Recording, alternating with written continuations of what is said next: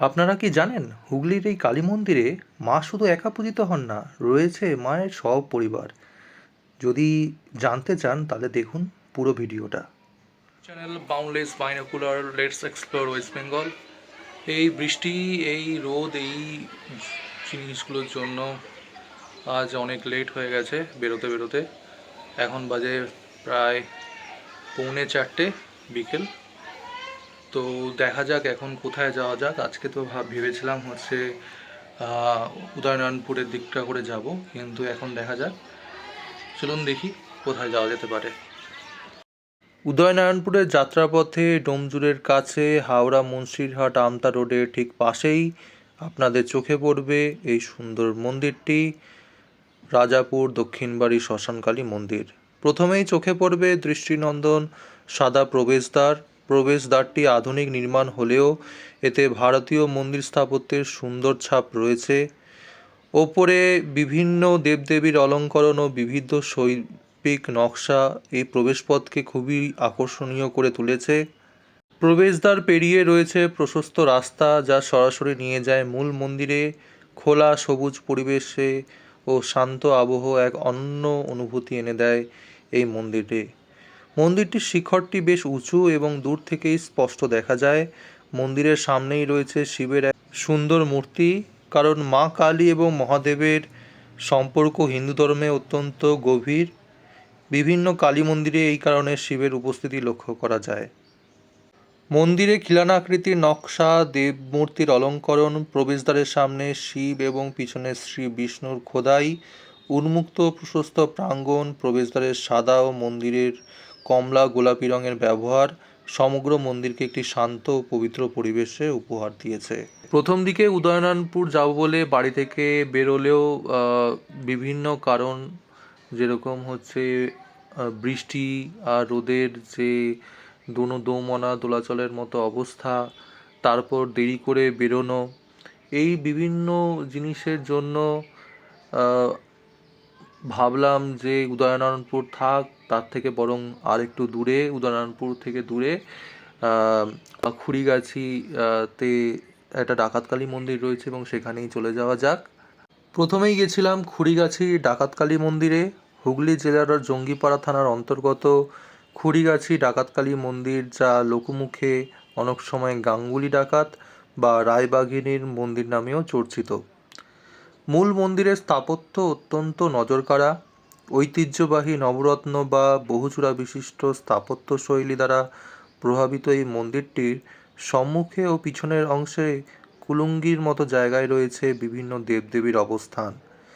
মন্দিরের দেওয়ালে রয়েছে সুন্দর অলঙ্করণ ও নকশা, যা খুবই নান্দনিক। মন্দিরের ছাদটি কয়েকটি স্তরে বিন্যস্ত এবং মূল কেন্দ্রীয় চূড়াটি সবচেয়ে উঁচুতে অবস্থিত। তার চারপাশের অলঙ্কৃত উপচূড়াগুলি মন্দিরে এক অনন্য রাজকীয়তা বহন করছে। মূল মন্দিরের পাশেই রয়েছে সুন্দর একটি শিব মন্দির, শ্রী শ্রী পার্বতীনাথ মন্দির।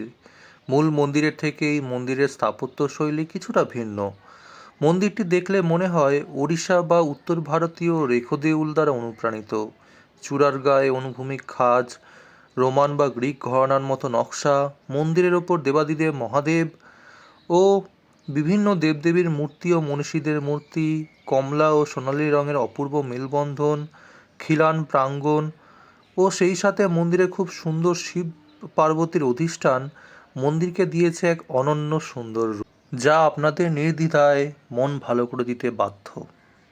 হাওড়ার বেশিরভাগ গ্রামীণ মন্দিরগুলির মতো এই মন্দিরটিও যেন গ্রামের একটি অঙ্গ, যেখানে আবালবৃদ্ধ বনিতাদের অবসর কাটানোর কেন্দ্রবিন্দু হয়ে ওঠে এই মন্দির ও তার চত্বর। সাধারণত সনাতন ধর্মে মা কালীর নিচে দেবাদিদেব মহাদেব শায়িত থাকেন এবং মা একাকী পুজো পান, কিন্তু হুগলির এই মন্দিরে মা কালীর সাথে মায়ের সপরিবারের উপস্থিতি সত্যিই এক পরম বিস্ময় ও ব্যতিক্রমী ঘটনা। এই অঞ্চলের ইতিহাসের সাথেই জড়িয়ে আছে রানী ভবানীর স্মৃতি। লোকশ্রুতি অনুযায়ী এই অঞ্চলে একসময় দুর্গোৎসবের ব্যাপক প্রচলন ছিল, কিন্তু পরবর্তীতে যখন সেখানে মায়ের বিগ্রহ প্রতিষ্ঠা করা হয়, তখন দেবী দুর্গার সেই চিরাচরিত সপরিবার রূপটিকে কালীর কাঠামোর সাথে একীভূত করে দেওয়া হয়। অর্থাৎ একই অঙ্গে এখানে দেবী দুর্গা ও দেবী কালীর এক অপূর্ব সমন্বয় ঘটানো হয়েছে। অন্য আরেক লোকশ্রুতি অনুযায়ী মন্দিরটি যখন ডাকাতদের দ্বারা পরিচালিত হতো তখন তারা বিশ্বাস করত যে মা কালী কেবল সংহাররূপীই নন, তিনি সংসারদাত্রীও বটে। সেই লৌকিক ধারণা থেকেই মায়ের পাশাপাশি তার সপরিবারকেও একই চালচিত্রে ঠাঁই দেওয়া হয়েছে, যাতে মায়ের রুদ্ররূপের পাশাপাশি তার মমতাময়ী ও সংসার পালনকারী রূপটিও প্রকাশ পায়। এর পরের গন্তব্যস্থল হল হরিরামপুরের মনসা মন্দির। উদয়নারায়ণপুর জগৎবল্লভপুর রোড থেকে একটু ভেতরের দিকে এই সুন্দর গ্রামীণ পথ ধরে পৌঁছে যেতে হবে মন্দিরে। প্রাকৃতিক পরিবেশ ও রাস্তার দুপাশের গাছগাছালি দেখে কবিতার কিছু লাইন মনে পড়ে। ক্লান্ত ইটের খাঁচায় যখন দম আটকে আসে, এই পথ তখন ডাকে পরম ভালোবেসে। দুপাশে তার সবুজ ক্ষেতের দিগন্ত মেলা, বাতাসে ওরে ধানের শীষে রূপকথাদের খেলা। ধুলো মাটির এই আলপথটা মিলিয়ে গেছে দূরে, জীবন যেন বাধা পড়েছে মাটির সবুজ সুরে। শিকড় ছোঁয়া এই মেঠো পথ, এই তো আমার ঘর, এখানেই হোক নাগরিক মন, হোক না সে যাযাবর। এখন চলে এসেছি হুগলি জেলার হরিরামপুরের মনসা মন্দিরে। শান্ত এক গ্রামীণ পরিবেশে ইতিহাস, লোকগাথা এবং রঙিন স্থাপত্যের এক অনন্য মেলবন্ধন দেখতে পাবেন এই মন্দিরে।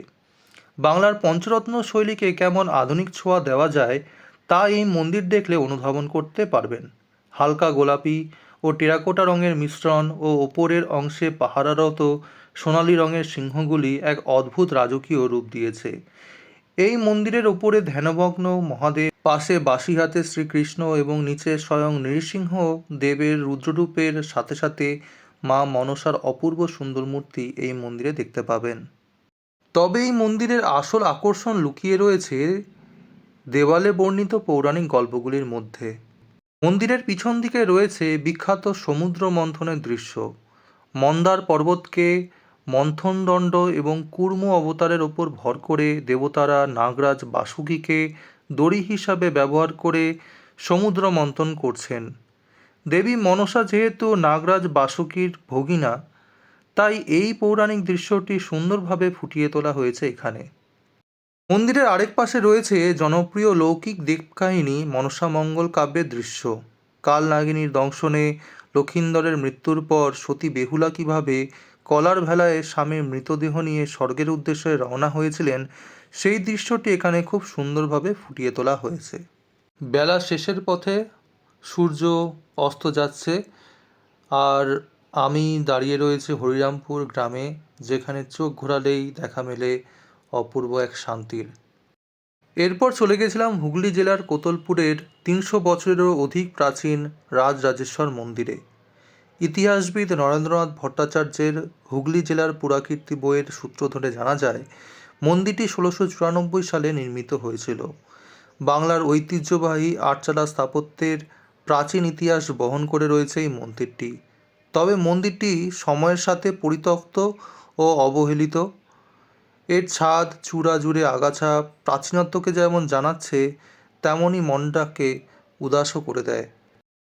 এই মন্দিরে একটু খুঁটিয়ে দেখলে দেখতে পাবেন খুব সুন্দরভাবে টেরাকোটা শিল্পের মাধ্যমে ফুটিয়ে তোলা হয়েছে রামায়ণের লঙ্কা যুদ্ধের কাহিনী। সেই সাথে কৃষ্ণলীলার বিভিন্ন দৃশ্য, রাজকীয় শোভাযাত্রা ও বিভিন্ন প্রাচীন আমলের নৌকো ও জাহাজের নকশা দেখতে পাবেন এখানে। বর্তমানে এই পরিত্যক্ত মন্দিরের শালগ্রাম শিলাকে অন্যত্র স্থানান্তরিত করে নিত্য পূজা করা হয়। আমাদের বাংলার এই অমূল্য প্রাচীন ঐতিহ্যগুলি এভাবেই সঠিক রক্ষণাবেক্ষণের অভাবে হারিয়ে যেতে বসেছে।